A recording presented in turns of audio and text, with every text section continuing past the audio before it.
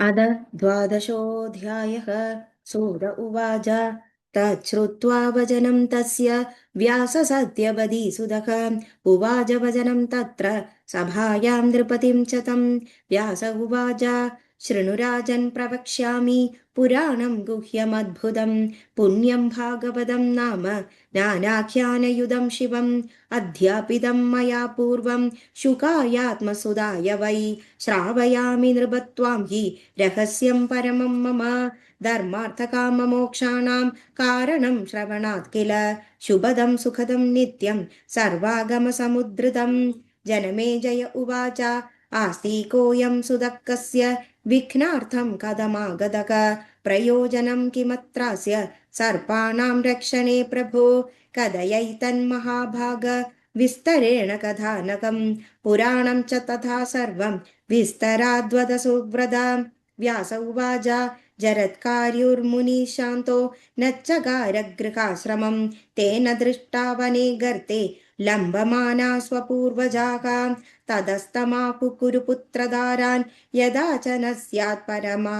हि तृप्तिः स्वर्गे वज्राम खलु दुःखमुक्ता वयं सदाचारयुते सुदेवै सदानुवाजादलभे समाना मया चितां चादिवशानुगां च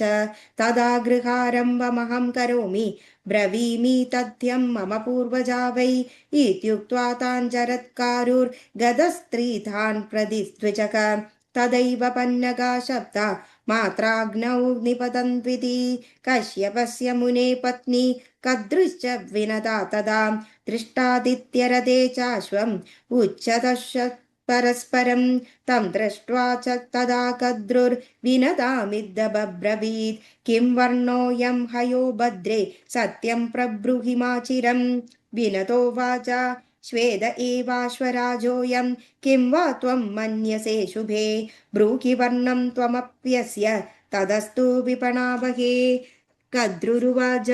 कृष्णवर्णमहं मन्ये अयमेनं शुचिस्मिते एहि सार्धं मया दिव्यं दासीभावाय भामिनी सूत उवाच कद्रुश्च स्वसुतानाक सर्वान् सर्पान् वशे स्थितान् बालान् श्यामान् प्रकुर्वन्तु यावदोश्वशरीरके नेदि केचन तत्राहुस्तानदासौ शशापः जनमेजयस्य यज्ञे वै गमिष्यदहुदाशनम् अन्ये चक्रुहयं सर्पाः कर्पूरं वर्णाभोगैः वेष्टयित्वास्य पुच्छं तु माधुप्रियचिकीर्षया भगिन्यौ च सुसंयुक्तौ गत्वा ददृश्य दुर्हयं कर्पूरं तं हयं दृष्ट्वा विनता चादिदुःखिता तदा जगामगरुडः सुधस्तस्या महाबलः सदृष्ट्वा मादरं दीनाम् अप्यचत्पन्नगाशनः मादकदं सुदीनासि रुदितेव विभासि मे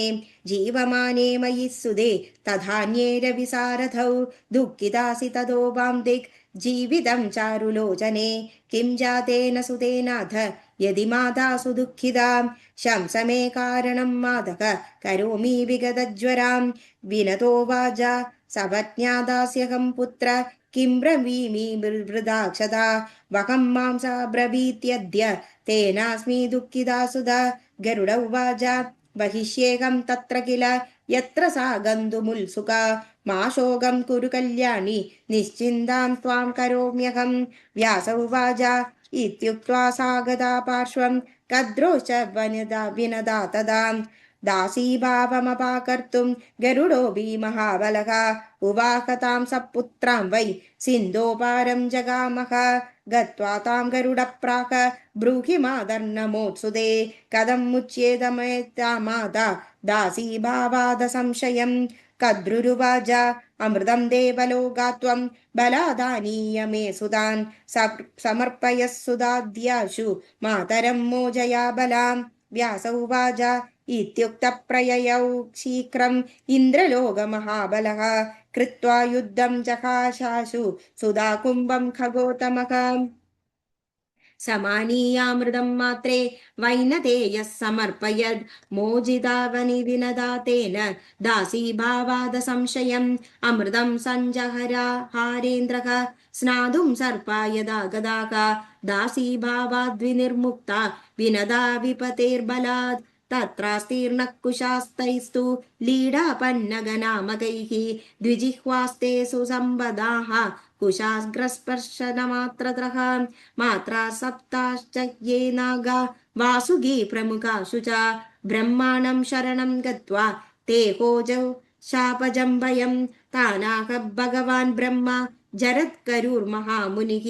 वासुकेर्भगिनीं तस्मै अर्पयध्वंसनामिकां तस्यां योजायदे पुत्रः सवस्त्रादा भविष्यति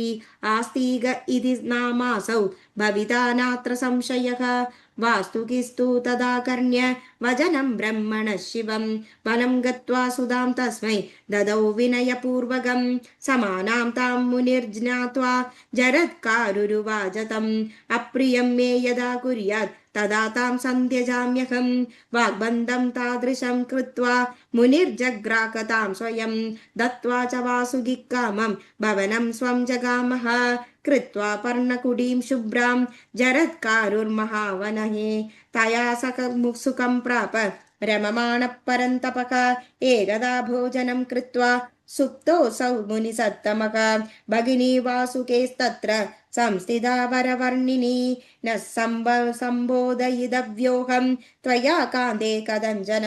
इत्युक्ता तु गदो निद्रां मुनिस्तां सुदतीं तदा रविरस्तगिरिं प्रापक सन्ध्याकाले उपस्थिते किं करोमि न मे शान्ते त्यजेन्मां बोधतः पुनः धर्मलोपभयाद्भीता जरत्कारुरचिन्तयत् नो चेत् प्रबोधयाम्येनं सन्ध्याकालो वृथा व्रजेत् धर्मनाशाद्वरं त्याग तदापि मरणं ध्रुवं धर्मः निर्नराणां हि नरकाय भवेत् पुनः इति सञ्चिन्त्य सा बाला तं मुनिं प्रत्यबोधयत् सन्ध्याकालोऽपि सञ्जात उत्तिष्ठोत्तिष्ठ सुव्रता उत्थितोऽसौ मुनिः कोपा तामुवाच व्रजाम्यहं त्वं तु भातृगृहं याहि निद्राविच्छेदकारिणी वेपमाना ब्रवीद्वाक्यम् इत्युक्ता मुनिना तदा भ्रात्रा दत्ता तदर्थं तत् कथं स्यादमिदप्रभा मुनिप्राह जरत्कारुं तदस्तीति निराकुलः गदा सा मुनिना त्यक्ता वासुके सनदं तदा पुष्टा भ्रात्रा ब्रवीद्वाक्यं यदोक्तं पदिना तदा आसीत्युक्ता च हित्वा मां गदोऽसौ मुनिसत्तमः वासुकिस्तु तदा कर्ण्य सत्यवाङ्मुनिरित्युद विश्वासं च परं कृत्वा भगिनीं तां समाश्रयत् तदकालेन कियदा जातोऽसौ मुनिबालकः आस्तिक इति नामासौ विख्यातः कुरु सत्तमा तेनायं रक्षितो यज्ञ तव पार्थिव सत्तमा भ्रातृपक्षस्य रक्षार्थं मुनिना भावितात्मना भव्यं कृतं महाराज मानितोऽयं त्वया मुनिः यायावरकुलोत्पन्नो वासुकेर्भगिनी सुतः स्वस्तितेस्तु महाभो अभावो भारतं सकलं श्रुतं दानानि बहुदत्तानि पूजिता मुनयस्तदा कृतेन सुख्यतेनापि न पिता स्वर्गतिं गतः पाविदं न कुलं कृत्स्नं त्वया भूपति सत्तमा देव्याशायतनं भूप विस्तीर्णं कुरु भक्तिदः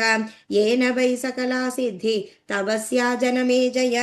पूजिता परया भक्त्या शिवा सकलदा सदा कुलवृद्धिं करोत्येव राज्यं च सुस्थिरं तदा देवी मुखं विदानेन कृत्वा पार्थिव सत्तमा श्रीमद्भागवतं नाम पुराणं परमं शृणु त्वामहं श्रावयिष्यामि कदां परमपावनीं संसारतारिणीं दिव्यां नानारससमाहृदां न श्रोतव्यं परं चास्मात् पुराणाद्विद्यते भुवि नाराध्यं विद्यते राजन् देवी पादाम्बुजाद्यते ते सा भाग्यास्कृतप्रज्ञा धन्यास्ते नृपसत्तमा येषां चित्ते सदा देवी वसति प्रेमसङ्कुले सुदुःखिदाता तुष्यते भुवि भारत भारते नरादिता महामाया यर्जनैश्च सदाम्बिका ब्रह्मादयः सुरा सर्वे यदाराधन तत्पराः वर्तन्ते सर्वदा राजन् तां न सेवेत को जनः य इदं शृणुया नित्यं सर्वान् कामानवाप्नुयात् भगवत्या समाख्यातं विष्णवे यदनुत्तमं तेन श्रुतेन ते राजन् चित्ते शान्तिर्भविष्यति पितॄणां चाक्षयः स्वर्गः पुराणश्रवणात् भवेत् इति श्रीमद्देवी भागवते द्वितीयस्कन्धे द्वादशोऽध्यायः समाप्तोऽयं द्वितीयस्कन्धः श्रीहरे नमः श्रीहरे नमः गोपिका जीवनस्मरणं गोविन्द गोविन्द थैंक यू